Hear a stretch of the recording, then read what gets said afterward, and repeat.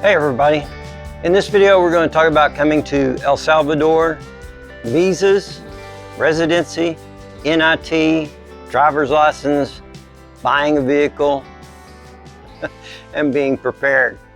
All right, now when you're coming to El Salvador, if you're just coming down here to visit, you bring your passport, you get stamped in, you get a visa that says 90 days, so you can stay in El Salvador for 90 days and travel around, see the country, explore, make friends, and just learn about this beautiful country. Or if you're wanting to do more than just a 90-day stay, residency is your next option. And that's what I picked. I picked the retired residency, and basically what that allows me to do is to stay in country in El Salvador for a year, or I could have got longer for 2 years, but right now we're just sort of finding out if we like it, and we'll go from there. But let me tell you what the paperwork that you're going to need to have to come down here, and this could apply to some of the other countries. You're just going to have to check their websites and see. But you're going to need a birth certificate. El Salvador requires a 2-year criminal background check from a state agency such as Missouri State Police. Then you're also going to need, for the retired part, a letter from your funding organization showing that you do receive funds, they are guaranteed, and you will get them. So it could be Social Security, could be your 401k, it could be the job you used to work at, either way. Now all these forms need to be original from the agencies, the issuing agency.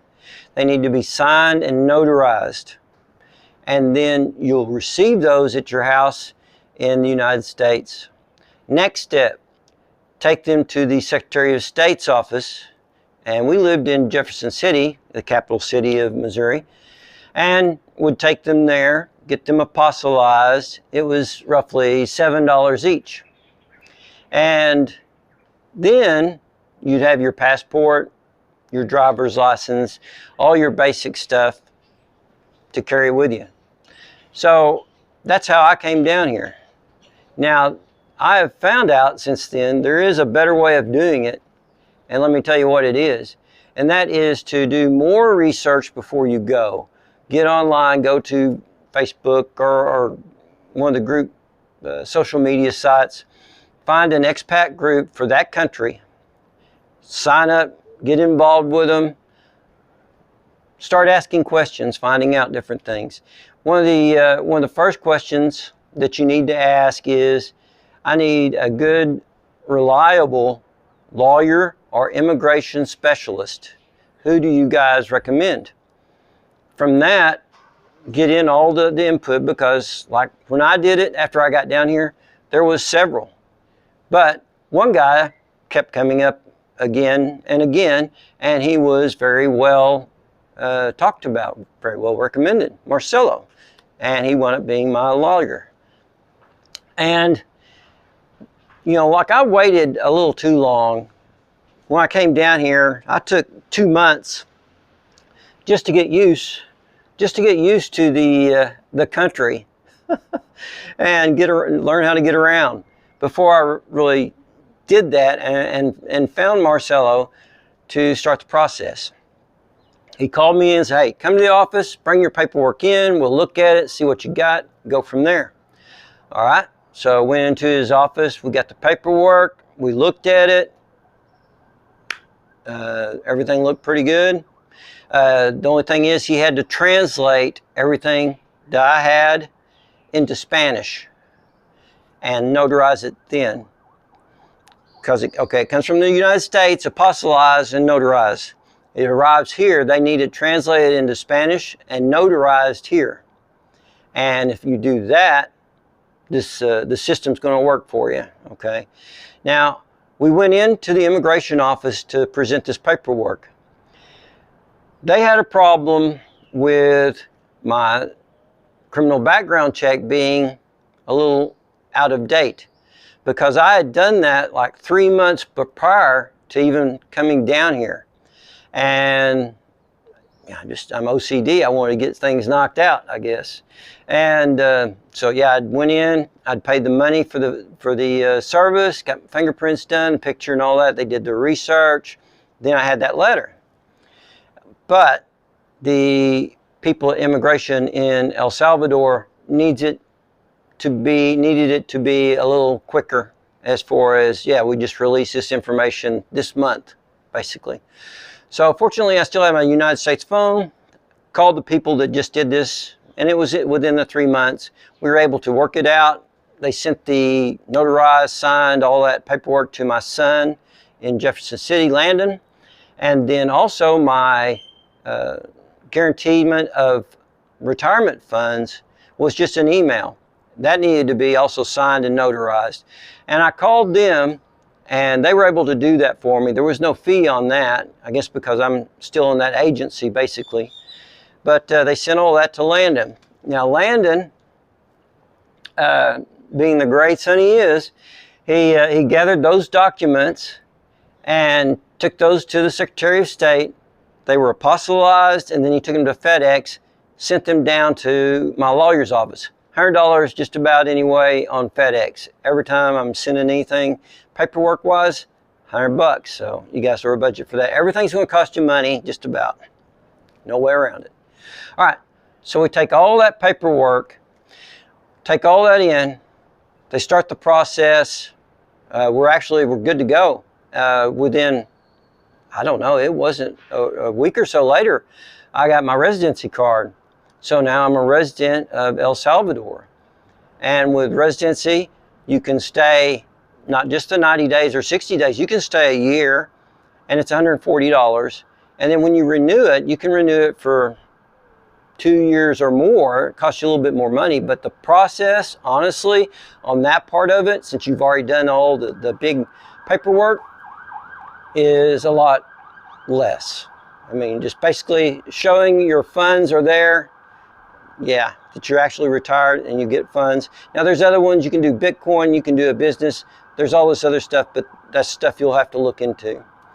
Now the next step that I wanted to do is get the NIT, and which basically that is your national ID tax number sort of thing. And that was really a quick and easy process. It was like $10 or something, whatever it was. Different office. Me and Marcelo went in, presented my residency, my ID, my military ID, my residency, and within 30 minutes or so, we were done. And I had the NIT,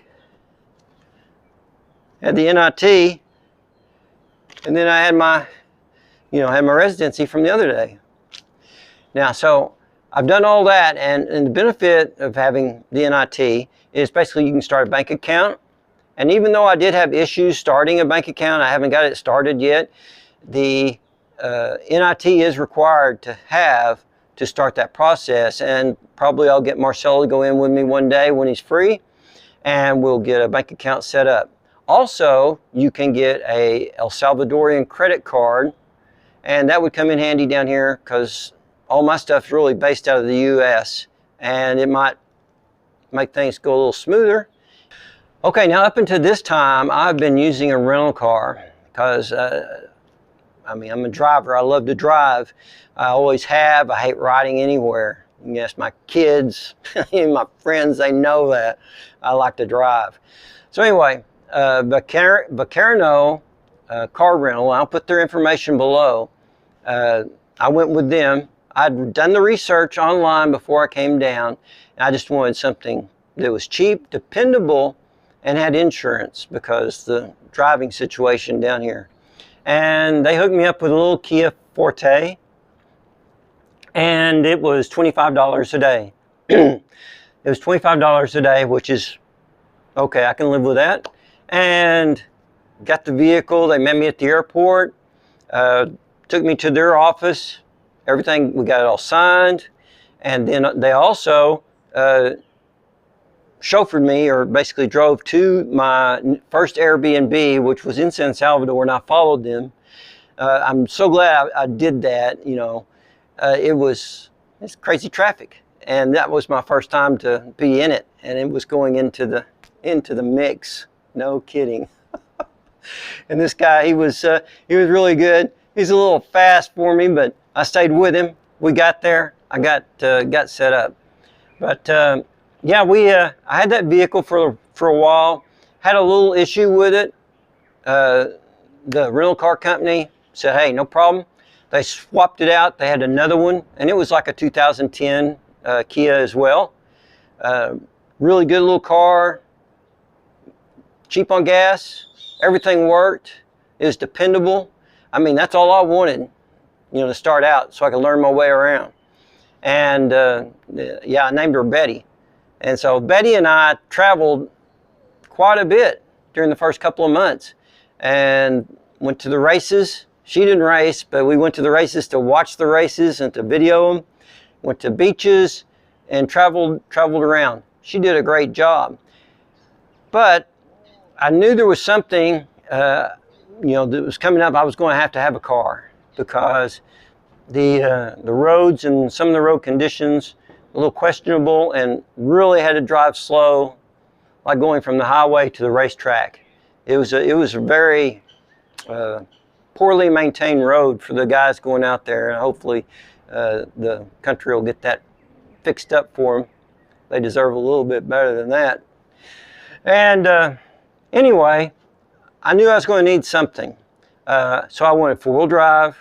I wanted something with ground clearance, something fairly new that it's not going to break down on me, because you're in a different country, you don't speak the language, and you know very few people. And so to get a mechanic or a wrecker or whatever to come out to get you going, or get you to tow you to a reliable mechanic nearby in whatever department of El Salvador you're in, yeah, you need to have something pretty dependable. So I really started looking. I found a bunch of nice cars. I mean, they're really nice, but they're all from the United States, but they've all been totaled.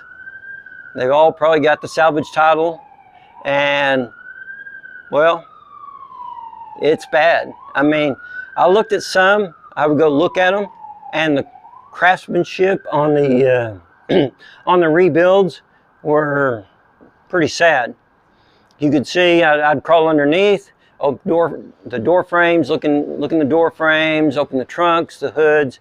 You could spot telltale signs of like poor craftsmanship on putting it back together.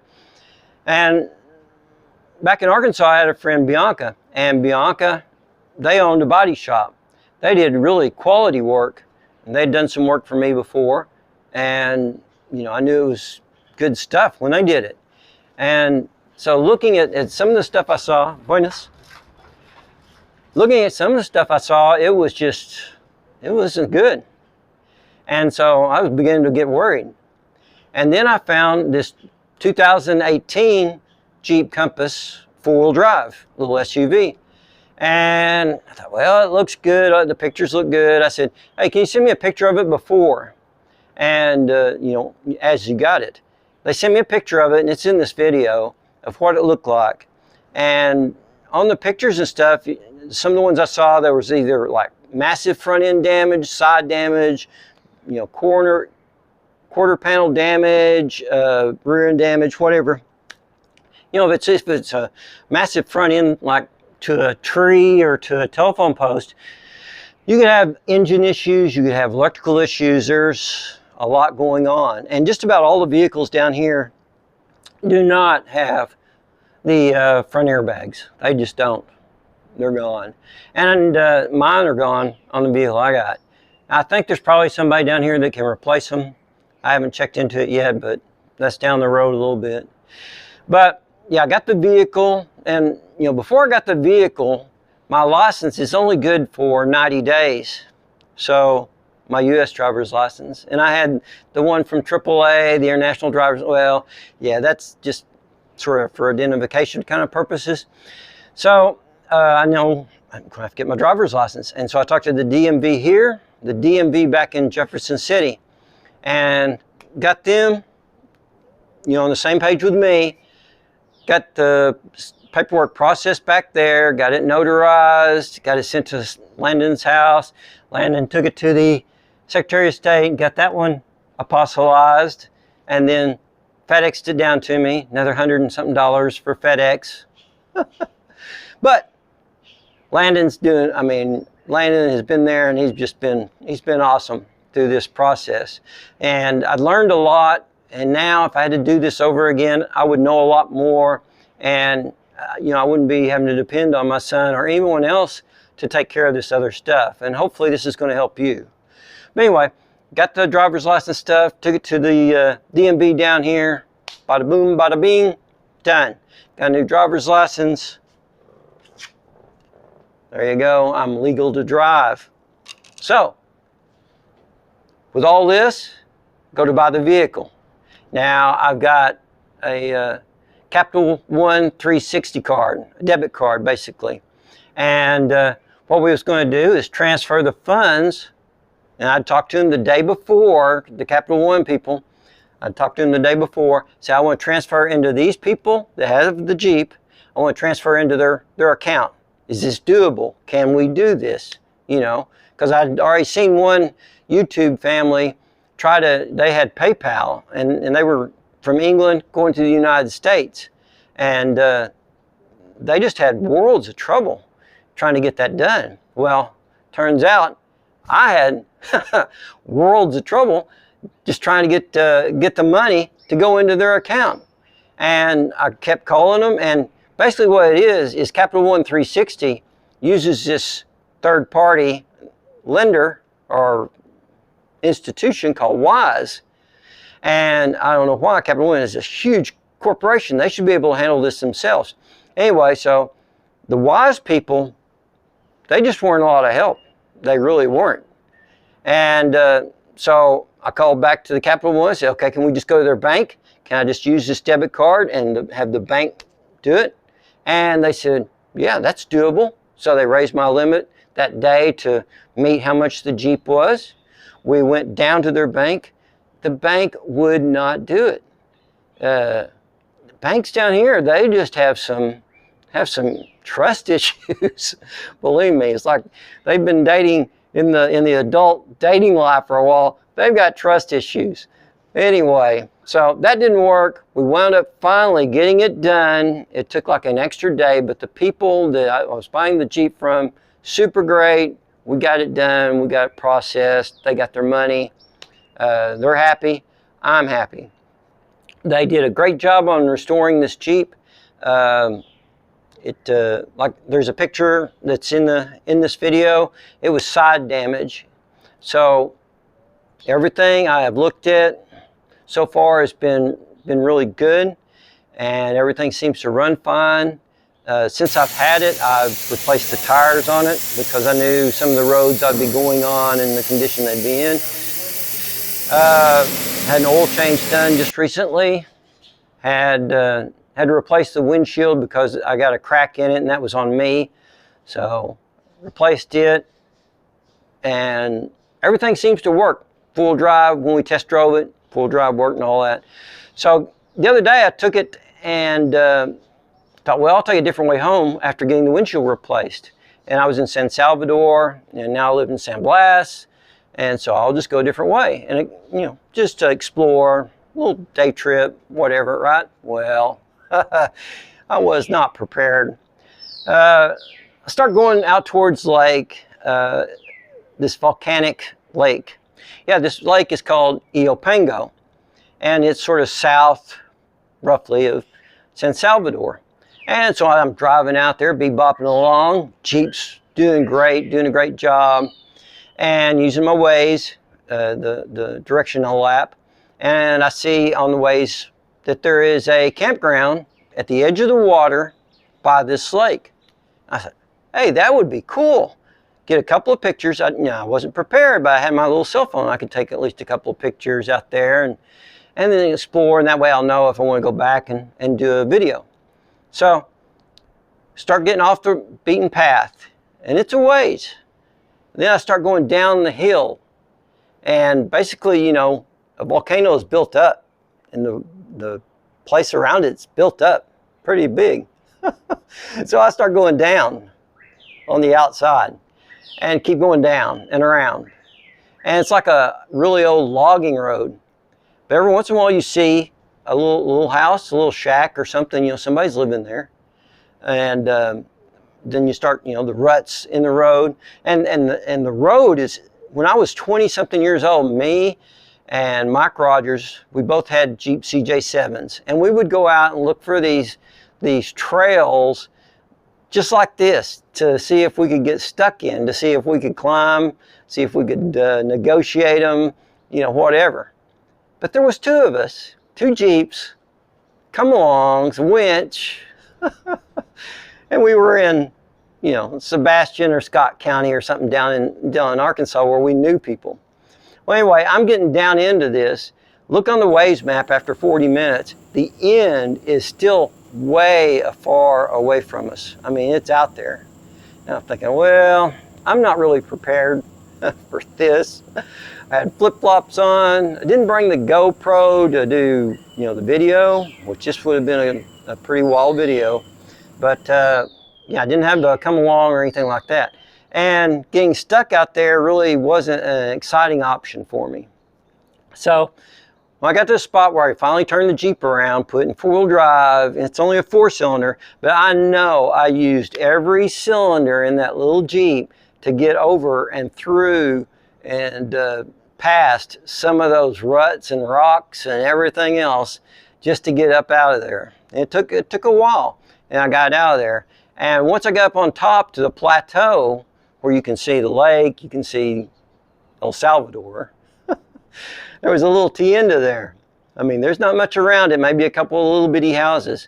And so I stopped, because I didn't have any food or water, go up, and this sweet little 80-year-old lady runs the tienda, you know, and so I'm using the translator, talk to her, I get something to drink, get something to eat, tell her I was trying to do some video of the lake, and she said, oh, you know, basically in Spanish, but go around here.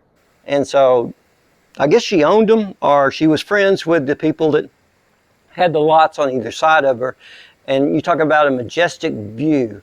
This would be the kind of view when you're sitting on your balcony or on your deck overlooking Tin Killer, or, you know, a big lake like that, you know. Anyway, so I was able to get some video and shot some pictures up there, and they're in this video. And so I went back, I bought a beverage and some food from her and tipped her. I mean, because I don't think she probably gets that much business up there. I wouldn't think, just from just the locals, probably. That would be about it. But very sweet lady, and just shows you need to be very prepared. Next time I get away from the house, a little ways away from the house, I'll try to be better prepared, because that would have been some cool footage coming up out of that. Yeah.